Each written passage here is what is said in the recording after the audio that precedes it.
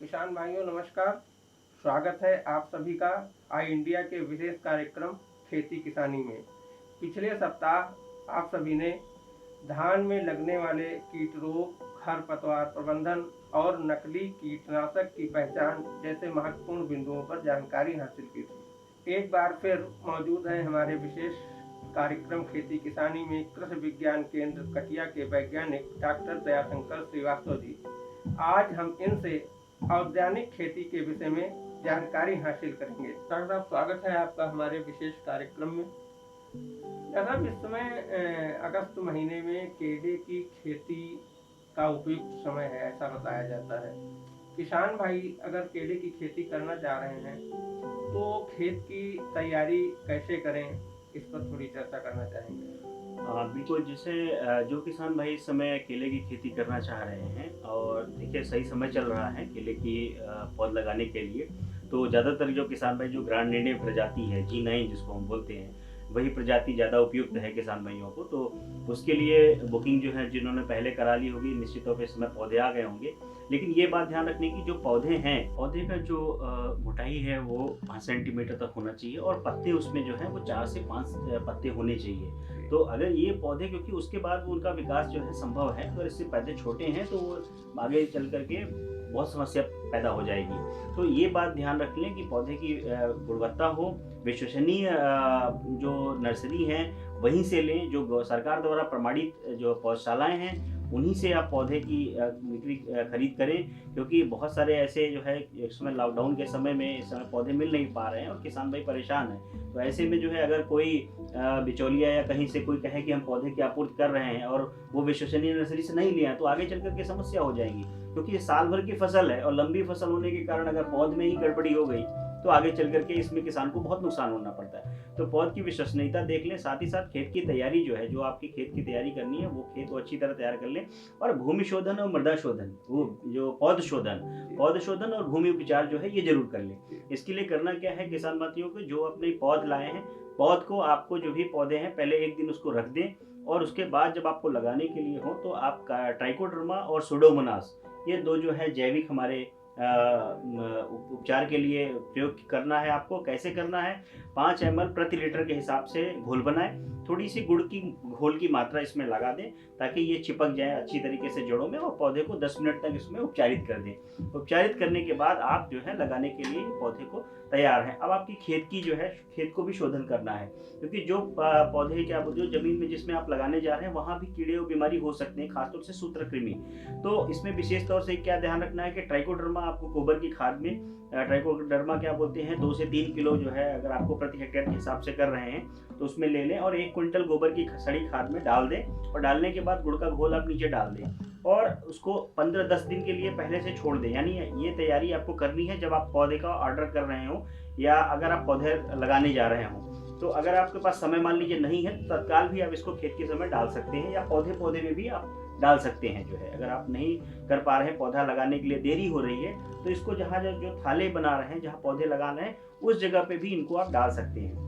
5 ml अगर liquid में है तो 5 ml प्रति लीटर, अगर पाउडर में आप ले रहे हैं तो 5 ग्राम प्रति लीटर के हिसाब से ट्राइकोडर्मा भी और सुडोमोनास, ये दोनों आपको लेना है। साथ ही साथ जो है और सूत्रकृमि की समस्या भी बहुत आती है। अगर किसी किसान भाई के खेत में अगर सूत्रकृमि की समस्या है जो जड़ में गांठ बना लेती है, अगर ऐसा कभी आपके खेत में हुआ है तो उसके लिए क्या है कि आप टेसिलोमाइसिस का प्रयोग कर सकते हैं, वो भी आपको जैविक में मिल जाएगा। और साथ ही साथ आपको कार्बोफ्यूरान, अगर आप नहीं पेसिलोमाइसिस मिल पा रहा है तो कार्बोफ्यूरान जो है 25 ग्राम प्रति पौधे के हिसाब से जड़ के किनारे किनारे आप जो है थाला बना करके और इसमें आप डाल देंगे तो ये समस्या नहीं होगी। क्योंकि शुरुआती दौर में ही सबसे पहले निमेटोड का अटैक हो जाता है, और निमेटोड के क्या बोलते हैं, अगर शुरू में अटैक हो गया तो पौधा चलता नहीं, पौधे का विकास नहीं होता है। आप चाहे जितनी दवाई डाल देंगे, ये पौधा, जड़ें इसकी बहुत काली हो जाएंगी, और जड़ें जब काली हो जाएंगी तो इसके अंदर भोजन बनाने की प्रक्रिया बाधित हो जाती है और पौधा विकास नहीं कर पाता है। तो इससे बहुत दिक्कतें आती हैं। तो ये बातें शुरुआती दौर में अगर किसान भाई देखेंगे तो निश्चित तौर पे उसको बीमारी से बच, कीड़े और बीमारियों से आप बच सकते हैं। सब ये कह रहे हैं किसान रोपाई के समय क्या क्या विशेष सावधानियां बरतें, जैसे एक पौधे से दूसरे पौधे के बीच की दूरी कितनी होनी चाहिए, पौधे की मोटाई और लंबाई कैसी होनी चाहिए। हाँ, बिल्कुल क्या बोलते हैं, जो देखिए जो पौधे की आप बात कर रहे हैं कि कैसे लगाना है आपको, तो 5 बाई 5 पे भी आप लगा सकते हैं। लेकिन अगर आप अंतःफसली करना चाह रहे हैं, अगर आपको उसमें कुछ अंतःफसली बीच-बीच में कोई सहफसली लेनी है, तो उसमें आप दूरी बढ़ा सकते हैं। आप 6 बाई 6 पे रख सकते हैं। कुछ लोग क्या है स्पेस भी बढ़ा देते हैं, यानी स्पेस आप बढ़ाएँगे तो बीच में आपके कर्षण क्रियाएँ आपकी होती रहेंगी। आप इसमें इस समय बहुत सारी चीज़ें सहफसली के तौर पे गोभी गोभी भी आप ले सकते हैं, मिर्च भी ले सकते हैं, कुछ लोग गेंदे की खेती करते हैं, उसको भी आप कर सकते हैं। तो ये दूरी अपने हिसाब से है, लेकिन कम से कम 5 फीट 5 बाई 5 पे आपको करना ही है।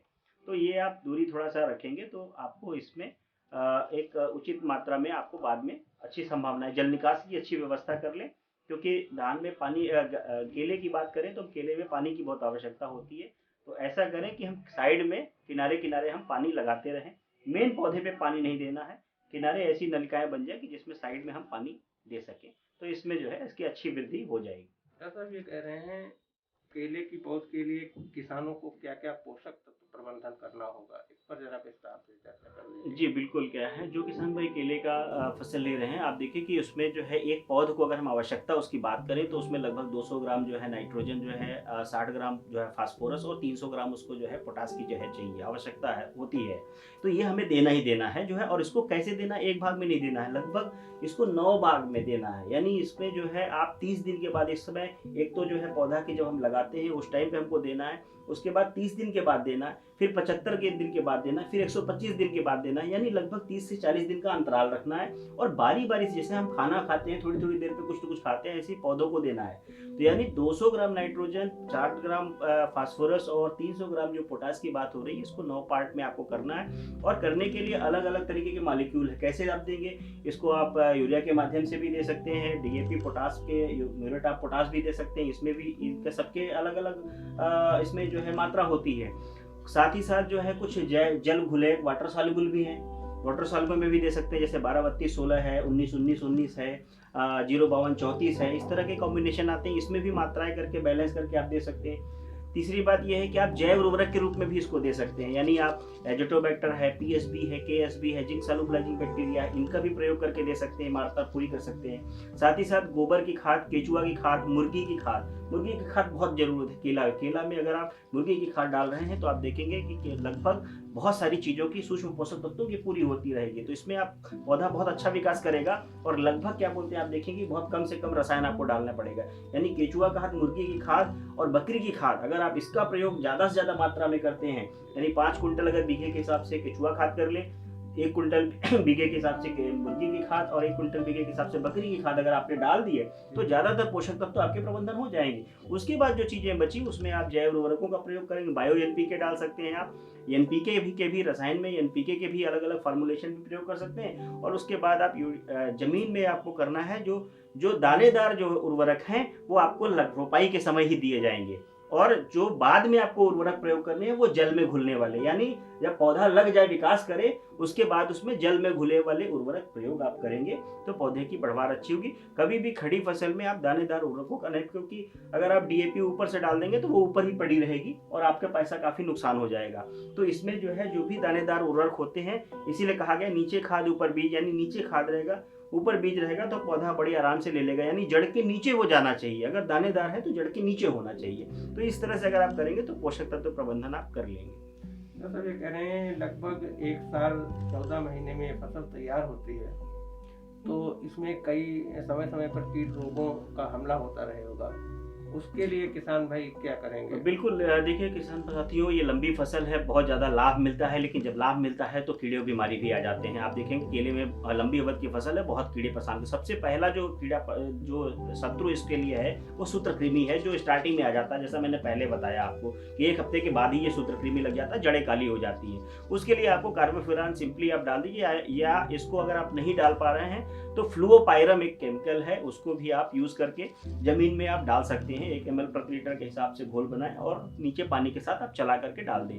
दूसरी बात यह है कि इसमें जो है, जो घार है पत्तियों में सीगा टोगा रोग आ जाता है, पत्तियों में बहुत तरह के धब्बे आते हैं, भूरे भूरे धब्बे जले जले से दिखेंगे, पत्ता बहुत बदरंग हो जाता है, किसान परेशान होता है कि इसमें करें क्या। तो उसके लिए एक फफूंदनाशी है जो है कॉपर ऑक्सीक्लोराइड आप प्रयोग कर सकते हैं 2 ग्राम प्रति लीटर के हिसाब से, या प्रोपिकोनाजोल का छिड़काव कर सकते हैं। ठंडी के दिनों में जब पाला पड़ता है उस टाइम पे भी बहुत सारी समस्या इस तरह की आती है, तो यही दवाई आप प्रोपिकोनाजोल आप 2 ml प्रति लीटर के हिसाब से प्रयोग करें, या सल्फर जो है 3 ग्राम 80% जो WDG है वो 3 ग्राम प्रति लीटर के हिसाब से करेंगे तो इससे बच सकेंगे। एक जो इसमें कीड़े की समस्या है वो तना बेध, नीचे जो बीटल्स जमीन में तना बेधक आते हैं, तना को भी बेधक कहते हैं, जड़ों में जो है खाने लगते हैं, तो उसके लिए आपको क्या है कि जो सफ़ेद गिडार है वो भी कभी कभी प्रॉब्लम कर देती है। तो इमिडाक्लोप्रिड और फिप्रोनिल का जो है एक मॉलिक्यूल है, दोनों को जो है मिला करके आप जमीन में प्रयोग कर देंगे तो इससे बच सकते हैं। साथ ही साथ क्लोरोपायरिफास, अगर कोई कीट दिख रहा है तो क्लोरोपायरिफास का आप छिड़काव कर दें ऊपर से। और जब फूल आती है, घार आती है, तो बीटल की बहुत समस्या है जिसमें फलों में दाग बन जाते हैं, ये बहुत बड़ी समस्या है। तो इससे बचने के लिए किसान में रसायन डालने की जरूरत नहीं है, सिंपली जाली, अगर मच्छरदानी वाली जाली अगर आप कवर कर दीजिए, जैसे ही फूल आए इस पूरे फल को आप, यानी फल वाली अवस्था बहुत इंपॉर्टेंट होती है, यानी जब आपके फसल की असली पैदावार निकलने वाली हो उस टाइम पर थोड़ा ध्यान दे दें, जाली कवर कर दें ऊपर से नीचे तक, आपको रसायन डालने की आवश्यकता नहीं है, पूरा फल आपका स्वस्थ होगा और आपका कीड़े नहीं लगेंगे, तो रसायन भी आपको डालना नहीं पड़ेगा। दरअसल जिन किसानों ने पहले पौधे लगाए थे उनकी फसल लगभग तैयार है, तो किसानों के उन पौधों में कुछ समस्या आ रही है कि समय से पहले फूल गिर जा रहा है, उनके जो फल हैं वो पतले हो रहे हैं, जो उनका मोटा साइज फलों का होना चाहिए वो नहीं आ पा रहा है, इसके लिए किसान क्या करें? जी बिल्कुल, देखिए अच्छा प्रश्न है आपका। बहुत सारे किसान भाई, क्योंकि फल को लेके बहुत चिंता होती है, तो सारी मेहनत जब होती है जब फल उसको देखते हैं, घार देखते हैं, यानी उसमें असली सबसे बड़ी उस टाइम पे चिंता होती है कि फल का साइज नहीं आना। और सर आप देखेंगे कि कुछ जगहों पे जो हमारे दक्षिण पूर्वी देशों में आप देखेंगे तो वहाँ घार, नीचे की घार नहीं लेते, यानी ऊपर की घार जो बराबर है वही केले मार्केट में जाते हैं। हमारे यहाँ लगभग नीचे ऊपर की घार दोनों दिख जाती हैं। लेकिन क्या करना है कि आपको जो 10 पंजे उसके होते हैं, जो केले के पंजे होते हैं, जब हम घार निकलने लगे तो देखते हैं कि 10 पंजे, यानी 10 पंजे जब वो टर्निंग देख लें उसके बाद के नीचे के जो पंजे हैं वो काट के गिरा दें, यानी उस पर ज़्यादा लालच न करें कि आप 15 पंजे हो जाए हमारे 16 पंजे, क्योंकि अगर आप ज़्यादा पंजे लेंगे तो फल जो है साइज में नहीं आएगा। तो यानी 10 पंजे के बाद आपको नीचे कट कर देना। कट करने के बाद करना क्या है कि 10 ग्राम यूरिया और 10 ग्राम जो है सल्फेट, आप सल्फर, वो पोटास SOP जो है आप जो है उसमें मिला करके और पन्नी से बांध देना है। MOP नहीं, SOP जो है आपको डालना है। 10 ग्राम दोनों मिला करके 100 ml पानी में मिला करके, जो घार जहां आप काटे हैं, काटने से पन्नी के बीच में जो डिस्टेंस होनी चाहिए वो करीब 10 सेंटीमीटर की होनी चाहिए। तो उससे आप इतना गैप करके अगर आप बांध देते हैं तो इससे सीधे पोषक तत्व जो है पूरे घार को, केले को मिलेगा और केला आपका यूनिक साइज में आएगा, बराबर आएगा। और ये प्रयोग बहुत आसान है, किसान भाइयों को थोड़ा करेंगे और अगर किसी बहाने गिर जाता है मान लीजिए तो पुनः बांध दे, तो इससे बहुत आसानी से आप अपना घार प्रबंधन करेंगे। बहुत अननेसेसरी में आपको किसी तरह की जाने की जरूरत नहीं है। साथ ही साथ जो वनस्पतियां, बहुत सारे केले में सड़े गले पत्ते भी टंगे होते हैं, वो भी दुविधा करते हैं, तो उसको आप समय समय पर निकालते रहें। साथ ही साथ आपने देखा होगा केले के अगल बगल जो शकर्स आ जाती हैं, अगर शकर्स क्या बोलते हैं किसान भाई नहीं काटते हैं तो वो भी खाना ले लेते हैं और पौधा कमजोर हो जाता है। तो शकर्स का प्रबंधन करना है, जो किनारे निकलने के कल्ले उसको समय समय पे काटते रहना है, यानी एक मेन पौधा ही रखना है, साइड के जो पौधे निकल रहे हैं उसको समय समय पे काटते रहना है और काट करके हटाना है। और साथ में उसको हमेशा के कम करने के लिए आप सीधे एक जो है, कुछ किसान भाइयों ने इंस्ट्रूमेंट भी बना रखे हैं, आप सीधे डिप करें और अंदर जो है डालने के बाद उसमें से होल कर दें, तो उसमें से पौधा निकल नहीं पाएगा, नया शकर्स नहीं निकल पाएगा। यानी ऊपर से काटेंगे तो फिर से निकलने, ये प्रक्रिया है ही है। तो शकर्स प्रबंधन अगर किसान भाई कर ले और जो पोषक तत्व तो ऊपर से काट करके घार में देनी है, तो आपकी घार स्वस्थ होगी, पौधे का साइज अच्छा रहेगा। और अगर आपने जाली बांध रखी है तो केले का, आपकी स्वस्थ केला उच्चतम क्वालिटी का, यानी आप 30 से 35 किलो क्या बोलते हैं घार आपकी आएगी और आपको बाजार का मूल्य अच्छा मिलेगा। ऐसा भी कह रहे हैं, ऐसा कहा जाता है धान, पान और केला ये तीनों पानी के चेहरा। बिल्कुल। तो अपने सीतापुर जनपद में तहसील महमूदाबाद, बिस्वा, लहरपुर का एरिया काफी कुछ बाढ़ प्रभावित है। इस साल भी बाढ़ ने उनकी खेतों में खड़ी धान, मेंथा की फसलों को नष्ट कर दिया है। अगर इस क्षेत्र के किसान केले की खेती करना चाहें तो उन्हें क्या तरीके अपनाने बिल्कुल, होंगे? केले की खेती लगभग सभी जो है जलवायु में हर जगह कर सकते हैं। और आप ये देखें, बहुत ज़्यादा बाढ़ग्रस्त एरिया ना हो, लेकिन अगर हल्का कुछ दिनों के लिए पानी आ रहा है तो आप कर सकते हैं। खासतौर से मृदा का पीएच भी देखने की ज़रूरत है, क्योंकि इसका पीएच अगर 6 से 7 पीएच इसके लिए आइडियल होता है। यानी अगर आप थोड़ा-सा आगे-पीछे भी करें तो 5 से कम 8.5 के पीएच के बीच में अगर आपकी मृदा है तो आप इसके लिए उपयुक्त है, आप कर सकते हैं। लेकिन अगर कहीं जलभराव वाला एरिया होगा तो वहाँ एसिडिक माहौल होगा, यानी पीएच उसका नीचे होगा, तो वहाँ उसके लिए सलाह नहीं करते। तो मृदा परीक्षण के आधार पे अपने खेतों का चयन करें। और जो जलभराव की स्थिति कह रहे हैं, कुछ दिनों के लिए पानी ये सहन कर सकता है, लेकिन अगर बहुत ज़्यादा जलभराव हमेशा रहता है तो उस जगह पे रिकमेंड नहीं करता।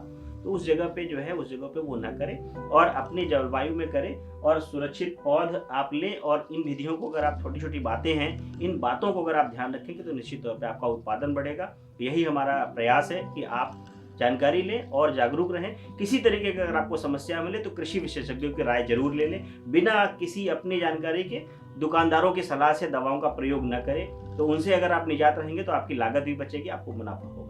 दादा ये कह रहे हैं, एक सवाल और, जिन किसानों की फसल तैयार है और कोरोना काल में मार्केट नहीं लग पा रही, वो अपने फसल को बेचने के लिए इस समय क्या करें? हाँ, बिल्कुल, देखिए जो किसान नहीं बेच पा रहे हैं, आप देखिए कि ये राइपनिंग चैम्बर भी लगे हुए हैं, अपने ज़िले में बात कर लें। और अगर नहीं भाग पा रहे हैं तो राइपनिंग चैम्बर में आप जाएँ, वो खुद पका करके उसको आप अपनी मंडी में इस समय बेच देंगे तो निश्चित तौर पे आपको ज़्यादा लाभ होगा। यानी आप दूसरे वाले स्टेप में, राइपनिंग वाले स्टेप में भी आप भाग लेंगे, तो जहाँ केला आपका 10 रुपए में बिक रहा है, पकाने के बाद आपका केला 40 रुपए में बिकेगा। तो इस प्रक्रिया में भी आप जा सकते हैं, किराया देकर के आप राइपनिंग चैम्बर का सहारा लेंगे तो आपको अच्छा लाभ होगा। किसान भाइयों, आज हमने केले के संबंध में विशेष जानकारियां हासिल की। मिलते हैं अगले सप्ताह आज ही के दिन इसी समय। तब तक के लिए हमें और हमारे विशेष मेहमान को इजाज़त दीजिए। नमस्कार।